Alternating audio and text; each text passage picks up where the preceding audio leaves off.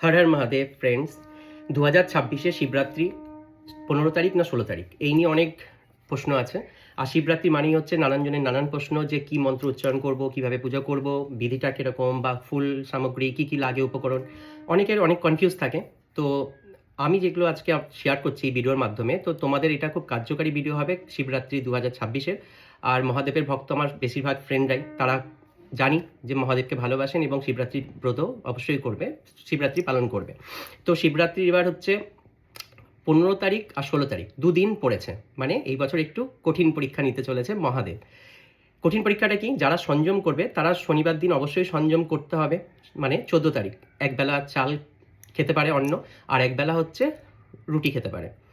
সংযমটা পার করে যেটা শিবরাত্রির মেন দিন পড়ছে সেটা হচ্ছে সানডে, মানে 15 তারিখ, ঠিক আছে। আর সানডে কেন মেন দিন পড়েছে, যেহেতু এটা হচ্ছে বিকেলবেলা ঠিক 4:58, মানে 48 মিনিটে লাগছে, 4:48, মানে 5:30 থেকেই ধরুন যে 5:30 থেকে লাগছে চতুর্দশী, এবং চতুর্দশী ছাড়বে হচ্ছে সোমবার, ঠিক আছে। এমনি সোমবার হচ্ছে বাবারই দিন, তো সোমবার দিন চতুর্দশী বিকেল 5:30-তে ছাড়বে। তার মানে পুরো একটা, মানে রবিবার পুরো প্লাস সোমবার, দুদিন ধরে এই পুজোটা চলবে মহাদেবের। বাট আসল যে পুজোটা হবে সেটা হচ্ছে রবিবার দিন রাত্রিবেলা। কেন? রাতটাই হচ্ছে শিবরাত্রির মেন। পৌরাণিক মতে আছে যে শিবরাত্রি মা পার্বতী আর শিবজির মানে বিয়ে হয়েছিল। আবার কেউ পৌরাণিক মতে বলে যে এটা হচ্ছে শিবলিঙ্গ জ্যোতি এখানে মানে এসছিল সেই সময়। আবার অনেকে বলে যে মানে শিবলিঙ্গ প্রকট হয়েছিল। আবার কেউ বলে হচ্ছে যে লুব্ধক যে শিকারী ছিল, সে বেল গাছে বসে বেল পাতা ছিঁড়ে ছিঁড়ে রাত্রিবেলা অজান্তে ফেলছিল, যেখানে নিচে হচ্ছে একটা শিবলিঙ্গ ছিল। অজান্তে এই রাতে মহাদেবের পুজো হয়ে গেছিল, মহাদেব খুশি হয়েছিল ওই শিকারির জন্য, ঠিক আছে। তো সেই থেকে প্রচলনে আসছে যে পুজো হয়। কিন্তু আমি বলবো যে এত কিছুর মধ্যেও পুজোটা আমরা করি কিন্তু শুধু হচ্ছে মানে আমাদের একটা দিন মহাদেবের সাথে কানেক্ট হওয়া যায়, মানে ভক্তিতে আমরা লীন হওয়ার একটা দিন আমি যেটা ফিল করি। কারণ এই দিনটা এমন একটা দিন যেই দিন হচ্ছে আমি বিগত বছরগুলো দিয়ে করে এসেছি, পুরো রাত আমি হচ্ছে প্রহর অনুযায়ী পুজোটা করি। তো সেদিন একটা আলাদা ফিলিংস থাকে, মহাদেবকে মনে হয় যেন সামনে আমি দেখতে পাচ্ছি, বা সামনে আমি আমার ফিলিংসটা বলছি। তো এটাই তো সবার ফিলিংস, যে মহাদেবের পুজোটা কেন করব এবং রাত কেন জাগবো বা প্রহরটা কেন করব। তো এইটা কিন্তু যদি সঠিক নিয়মে করা যায়, সঠিকভাবে করা যায়, তো বাবা কিন্তু সত্যি খুশি হন এবং ব্লেসিং করে সবাইকে, ঠিক আছে। মনস্কামনা পূর্ণ হয়। আর বাবার সাথে কানেক্ট হওয়ার এটা একটা সব থেকে বড় একটা দিন, যেটা হচ্ছে বছরে একবারই আসে, সেটা হচ্ছে শিবরাত্রি, ঠিক আছে ফ্রেন্ডস। তো শিবরাত্রির যে টাইমটা বললাম, মেন পুজোটা কিন্তু সানডে মানে রবিবার। এবার রবিবার দিন 5:30 থেকে যখন লাগছে, তখন হচ্ছে যদি কেউ উপোস না রাখতে পারে, তাহলে আমি বলবো সারাদিন উপোস থাকার পরে সন্ধ্যাবেলা তোমরা 6টা থেকে 9টা যে প্রথম প্রহর, সেই প্রহরেই কিন্তু তোমরা জলটা ঢেলে, দুধ ঢেলে পুজোটা ভাঙতে পারো। তার সাথে ঘি মধু মিলিয়ে যেটা উপকরণে লাগে তোমরা একবারই সেটা করতে পারো, ঠিক আছে। আর যারা রাত জাগরণ করতে পারবে, রাতে জেগে 4টা প্রহর অনুযায়ী পুজো করতে পারবে, তাহলে আমি বলবো তাদের জন্য যে অবশ্যই প্রথম প্রহর 6টা থেকে রাত 9টা এর মধ্যে, ঠিক আছে। এই টাইমের মধ্যে তোমরা প্রথম হচ্ছে বাবার মাথায় দুধ নিবেদন করো, দুধ দিয়ে স্নান করিয়ে তারপরে হচ্ছে জল দিয়ে স্নান করা, ফুল বেলপাতা অ্যাজ ইট ইজ, ধুতরা ফুল আর হচ্ছে আকন্দ ফুল, যেই ফুলগুলো লাগে সেগুলো দেবে বাবাকে। আর বাবার হচ্ছে ভক্তিভরে মন্ত্র জপ করবে। আমি 5টা শক্তিশালী মন্ত্র বলে দেবো, যেই 5টা শক্তিশালী মন্ত্র আমি ভিডিওর শেষে বলবো, যেটা তোমরা যদি মনে হয় যে উপোস থাকতে পারবে না, 6টা থেকে 9টার মধ্যে করবে, সেই 5টা মন্ত্রকে তোমরা অ্যাটলিস্ট 28 বার বা 108 বার পাঠ করবে, বাবা কিন্তু খুশি হবেন। আর যদি তোমরা প্রহর অনুযায়ী করতে পারো, তাহলে কিন্তু 6টা থেকে 9টা অবধি যখন করবে তখন একটা মন্ত্র 108 বার জপ করবে, 9টা থেকে 12টার মধ্যে একটা জপ করবে, এইভাবে ভাগ করে নেবে, ঠিক আছে। সেই মন্ত্রগুলো আমি পরে বলবো। বাকি এখন যেটা তোমরা সন্ধ্যাবেলা যে প্রথম প্রহরে পুজো করবে, তখন প্রথম পুজোয় কিন্তু কাঁচা দুধ দিয়ে অবশ্যই করবে, এবং ওম শ্রীং ঈশানায় নম এই মন্ত্র দিয়ে কিন্তু তোমরা পুজোটা করবে যখন দুধ ঢালবে, ঠিক আছে। প্রথম 9টা থেকে 12টা হচ্ছে সেকেন্ড প্রহর। সেকেন্ড প্রহর যখন তোমরা পুজোটা করবে, তখন বাবার মাথায় হচ্ছে কাঁচা মানে টক দই, ঠিক আছে, টক দই দিয়ে পুজোটা করবে। আচ্ছা, টক দই ঢালার সময় তোমরা মন্ত্র পড়বে ওম হ্রিম অঘরায় নম, ঠিক আছে।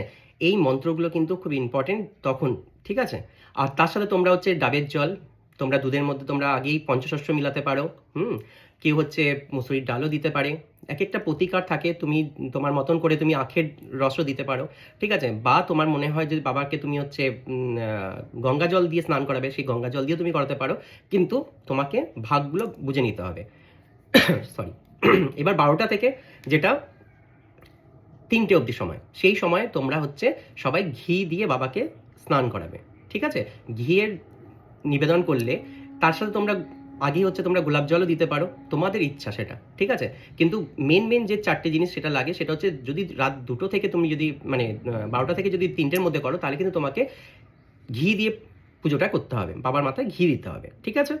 আর ফুল অ্যাজ ইট ইজ তোমরা ধুতরা ফুল, আকন্দ ফুল এগুলো তোমরা ইউজ করবে, সাদা ফুল বাবার খুব প্রিয়, এগুলো তোমরা করবে, ঠিক আছে? আর তারপরে তুমি 3টে থেকে 4টে, 3টে থেকে যখন 6টা মানে 6:30 অবধি টাইম, বাট আমি 6টা অবধি ভাগ করে দিচ্ছি, সুবিধা হবে মনে রাখতে। তো 6টার মধ্যে যদি তোমরা শেষ প্রহরটা করো, অবশ্যই রাত জাগতে হয়, কারণ বাবার শিবরাত্রি মানেই হচ্ছে রাত জাগা, বাবার সাথে বাবার নাম জপ করা, ধ্যান করা, এগুলো করতে হয়।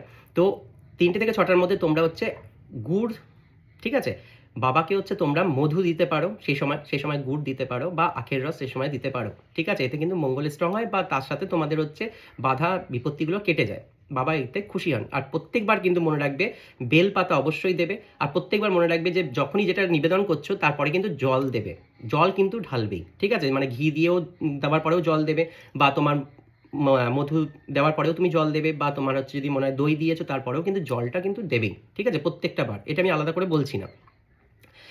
আচ্ছা, এবার হচ্ছে তোমাদের এই পুজো যখন হচ্ছে শেষ হয়ে যাবে, পরের দিন তোমরা স্নান করে তোমরা ভোজ্য কিছু গরিবকে বা ব্রাহ্মণকে তোমরা দান করবে, করে তারপরে কিন্তু খাবার খাবে, তার আগে কিন্তু খাবে না। হ্যাঁ, এটা আছে যে চতুর্দশী না ছাড়লে অন্ন খাওয়া যায় না, তো আমি বলবো যে যেহেতু 2 দিন পড়েছে, কিছু কিছু ক্ষেত্রে খেতে পাবা, মানে খাওয়া যায় অন্ন, ঠিক আছে? যদি তুমি স্নান করে সকালবেলা যদি পুজো টুজো কমপ্লিট করে তুমি যদি সব দিয়ে দাও ভোজ্য, ঠিক আছে, দেওয়ার পরে কিন্তু তুমি তোমার উপোসটা ভাঙতে পারো। কেন? সূর্য থেকে মানে রবিবার সকালে সূর্য উদয় থেকে সোমবার সূর্য উদয় অবধি কিন্তু চতুর্দশীর প্রভাবটা বেশি থাকে, তারপরে কিন্তু হালকা হয়ে যায়। তো তোমরা সেই ক্ষেত্রে কিন্তু দুপুরবেলা কিন্তু আরামসে অন্ন গ্রহণ করতে পারো। এবার যদি তোমাদের মনে হয় যে না, তাহলে কিন্তু বিকেল 5:30টার পরে তোমরা কিন্তু চতুর্দশী ছাড়লে তোমরা খেতে পারো। আর এছাড়াও যদি কারো যদি মনে হয় যে আমি রাত্রে প্রহর কী করে জাগবো, আমার তো সম্ভব না, আমি উপোস থাকতে পারবো না, তাহলে বলবো যে তোমরা সাবু খেতে পারো। মানে 4 প্রহর যে জাগবে সাবু খাও, চাই তোমরা ফল খাও, খেয়ে তোমরা রাতটা কাটাও। ফল খেলে হয়তো অ্যাসিড হতে পারে, তো সাবুটা অবশ্যই খেতে পারবে, ঠিক আছে? খেয়ে পুজো করা যায়, বাবা বলেনি যে তুমি না খেয়েই করো, খেয়ে পূজা দিতে পারো, ঠিক আছে? আর হ্যাঁ, অবশ্যই হচ্ছে যখনই ঘি দিয়ে তুমি নিবেদন করছো তখন কিন্তু মন্ত্র বলবে ওম হ্রিম বাম দেবায় নমঃ, ঠিক আছে? এই মন্ত্রটা কিন্তু তোমরা উচ্চারণ করবে, ওম হ্রিম বাম দেবায় নমঃ, এটা ঘি ঢালার সময়। আর যখন তুমি মধু দিয়ে আহ্নিক করছো ভোরবেলা মানে 3টে থেকে 6টার মধ্যে, তখন কিন্তু অবশ্যই বলবে ওম হ্রিম সদ্য জাতায় নমঃ, ঠিক আছে? ওম হ্রিম সদ্য জাতায় নমঃ, এই মন্ত্রটা অবশ্যই কিন্তু পাঠ করবে, ঠিক আছে? আর এবার যেটা আমি শক্তিশালী যে 5টা মন্ত্র বলবো, যেই 5টা মন্ত্র দিয়ে তোমরা বাবাকে খুব তাড়াতাড়ি সহজে তোমরা খুশি করতে পারবে, সেটা বলার আগে আমি বলি যে আমার এই মহাশিবরাত্রিতে মহামৃত্যুঞ্জয়ের রক্ষা কবচ আমি বানাবো, নির্মাণ হতে চলেছে। যদি তোমরা কেউ নিতে চাও তাহলে অবশ্যই স্ক্রিনে যে নাম্বারটা দেখা যাচ্ছে সেই নাম্বারে তোমরা যোগাযোগ করো। তার কারণ হচ্ছে এই মানে তাবিজটা মানে এই কবচটা শুধু হচ্ছে মানে বাবা মহাদেবের হচ্ছে মহামৃত্যুঞ্জয় বা রক্ষা কবচ না, এটার মধ্যে বাবার একটা আলাদা এনার্জি থাকে এই তাবিজের মাধ্যমে তোমাদের হচ্ছে ভূত পিচাস বলো, তোমাদের নজর দোষ বলো, কেউ ক্ষতি বলো, বা বাড়িতে প্রবলেম বলো, বা তোমার চাকরির ক্ষেত্রে প্রবলেম হচ্ছে, বা তোমার কর্মে বাধা আসছে, সব কিছু কিন্তু বাবা এই তাবিজের মাধ্যমে কিন্তু এমন পাওয়ার থাকে যে বাবা তোমাকে কিন্তু ঠিক এগুলোর থেকে বের করে আনবে, যে কোনো অ্যাক্সিডেন্ট জোন থেকে বাঁচাবে, আপদকালীন কোনো প্রবলেম হবে বাঁচাবে। এই তাবিজটা কিন্তু খুব স্ট্রং তাবিজ, রক্ষা কবচ এটা। যদি তোমরা কালেক্ট করতে চাও তাহলে অবশ্যই আমার এই নাম্বার যে দেখা যাচ্ছে স্ক্রিনে, এটাতে যোগাযোগ করো, পেয়ে যাবে। কিন্তু এটা লিমিট আছে, এটা বেশি দিন মানে বেশি করা যাবে না, তাই তোমরা যত তাড়াতাড়ি পারবে যোগাযোগ করবে, ঠিক আছে? আচ্ছা, এবার আমি বলি, আর অবশ্যই এই তাবিজটা হচ্ছে রূপো তাবিজ হবে, ঠিক আছে? রূপো দিয়ে, যাতে কোনো ছুত লাগবে না, কখনো কোনো শ্মশানে যাও বা কোনো এতে যাও কোনো প্রবলেম নেই, ওটাতে কোনো ছুত লাগার কোনো ব্যাপারই নেই। এমনি মহাদেবের কোনো কিছুতেই ছুত লাগে না, তারপরেও এটা যেহেতু রূপো দিয়ে বানানো হবে, তাবিজটা রূপোর হবে, তো ছুত লাগবে না। এবার আমি বলি 5টা শক্তিশালী মন্ত্র কি কি। প্রথম প্রহরে তোমরা ওম নমঃ শিবায় মন্ত্রের জপ 108 বার করো, আর না হলে 28 বার। তোমরা তারপরে তোমরা হচ্ছে মহামৃত্যুঞ্জয় মন্ত্র 9টা থেকে 12টার মধ্যে জপ করো, ঠিক আছে? 108 বার বা 28 বার। ওম ত্র্যম্বকম যজামহি সুগন্ধিম পুষ্টিবর্ধনম উর্বারুকবীরা বন্ধনা মৃত্যুর মুক্ষিয়া মমামৃতম, এই মন্ত্রটা 12টা থেকে 3টের মধ্যে তোমরা যখনই পুজো করবে তখনই 28 বার বা 108 বার ওম উমা মহেশ্বরায় নমঃ, ওম উমা মহেশ্বরায় নমঃ, এই মন্ত্রটা জপ করতে পারো, খুব ভালো কাজ হবে। এবং 3টে থেকে 4টে যখন প্রহরের লাস্টে, তখন তোমরা করতে পারো ওম রুদ্রায় ওম ভগবতে রুদ্রায় নমো।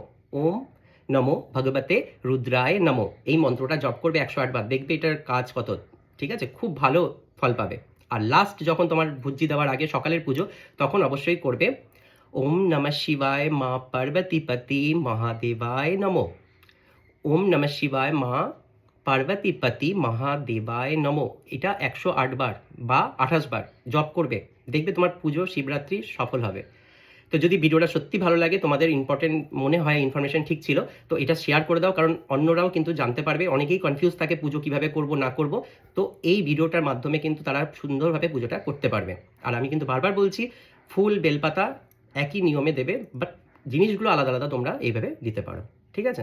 চলো, হর হর মহাদেব।